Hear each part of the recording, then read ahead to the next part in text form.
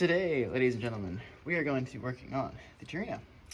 It has a oil leak, as you can see, leaks out of the front channel wall in the corners, which is a very popular place for FEs to leak.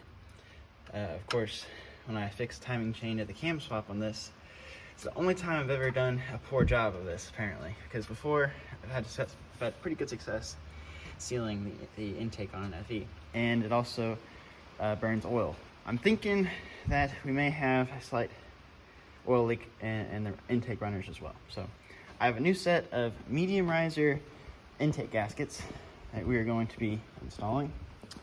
I will show you what those look like. So these are the gaskets I picked up off of Summit for what I'm doing here. These are medium riser specific gaskets. I have a Sidewinder medium riser intake, and let me just show you guys why I picked these out. So I have these D2 heads over here. They're truck heads. They have the port of the floor up a little bit, which is exactly the way the C8 heads in the Torino are. Now, these are your typical run-of-the-mill Velcro FE intake gaskets. As you can see, it seals way below the floor of the port, see it doesn't match very well. Top, side to side does good, and especially since I just finished port matching these heads, or gasket matching these heads. So, but if you use the medium riser intake gaskets, the port is quite a bit different and quite a bit closer to the floor. So on the Sidewinder surface of the intake surface, the port is only this big, and the gasket is, the port is only this big, but the gasket is this big. So it's riding on the very edge of the flange on the intake. So that's why I think it burns oil. I think before I've had luck with using a lot of RTV and sealing it well, but this last time I did not use as much RTV, and I think that's probably why it didn't seal as well. But it should all be fixed if we use some correct gaskets for it. And honestly, if you were doing heads and intake on a later FE that has taller floor of the port, just like this, 390 intake, I would even recommend not using those gaskets simply because the port does not match. You would have a much closer match with these type of gaskets. These are Mr. gaskets. Here's the number on the back for you. So these, we'll have to see. I haven't really used them yet, but we'll find out. I have high hopes for it. So I've done this a bajillion times, so I'm hopefully gonna knock it out as quickly as possible. It's 1:05 right now, so we'll find out how fast I can get all this apart and get the intake off and see what we need to do. Real quick, I'll go over the usual steps that I do. First, you have to take the brake booster off because the valve cover can't come off without the brake booster. Intake can't come off without taking the valve cover and rocker arm off. So brake booster comes out first, air cleaner, distributor. Mark where your rotor and your base is, that way you can just stab it back in. And just one thing at a time. I also will be draining my coolant out. It is winter here, or it's very near to being winter, and we're gonna start having some freezing nights. And it's mainly water in there, and I really would like it to not be. I have 2 full jugs of antifreeze, and we'll hopefully be doing a coolant flush on that as well, or a change, I guess. So let's go ahead and get into it.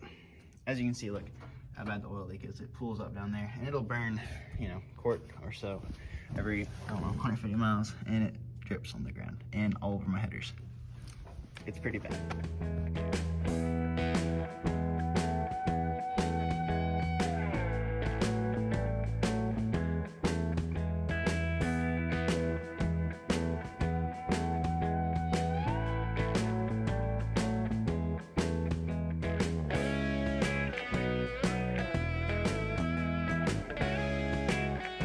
It is now 1:59. 54 minutes later, got the intake off.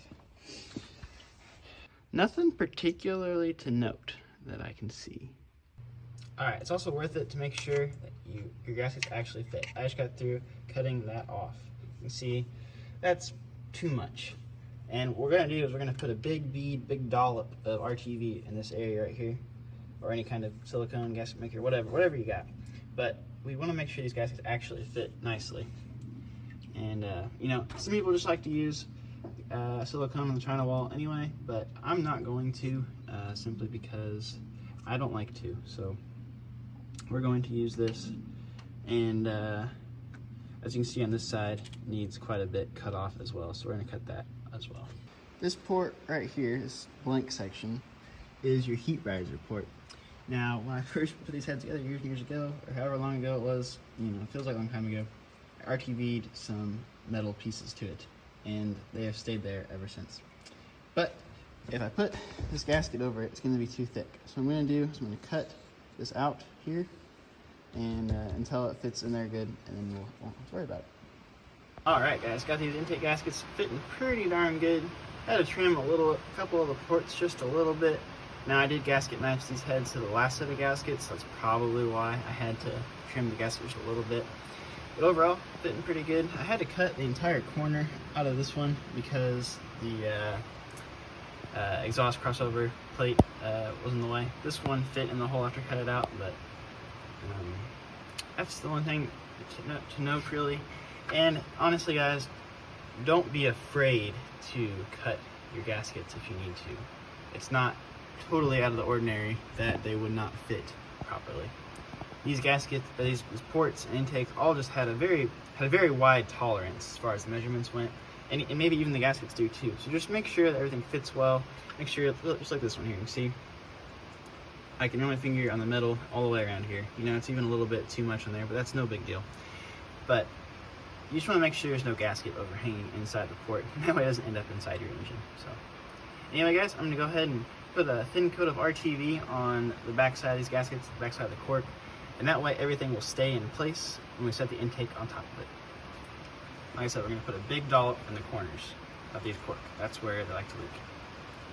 Now when I say use a lot of RTV in these corners, I ain't kidding you. Use a bunch, because somehow, no matter how much you use or how hard you try, they always leak. So it doesn't hurt. You can always clean it up later, Obviously, if there's gobs and gobs of it inside the engine, that's not excellent. So, be thoughtful with it, but also don't be afraid to just go put a big blob there, because it'll push out and it'll hopefully seal. So anyway, I'm gonna go ahead and just gonna put a real thin bead along here around the water jacket area, and same thing on the back, and then we're gonna set the intake on it. So I finished changing the intake gaskets. It no longer leaks out of the corner of the intake on any side. It no longer leaves a puddle of oil on the ground, and it no longer smokes. It doesn't smoke near as much as it used to whenever you're revving it after it's hot. Because before it would kind of leave a couple blue smoke clouds, and it's way less now. It's not gone, but it is way less. Again, those gaskets are very nice. It's just overall, it's probably my better FE intake installations. Turned out very well and sealed up very nice. So that will conclude the intake gasket change. I'm not going to say you should follow everything that I do. I will say this procedure that I did this time worked very well. It turned out pretty nice, and if you follow those steps, you'll probably be okay. It's not to say you will, but you'll probably be okay. So anyway, I really hope you guys enjoyed this video, and we'll see you next time on It'll Run.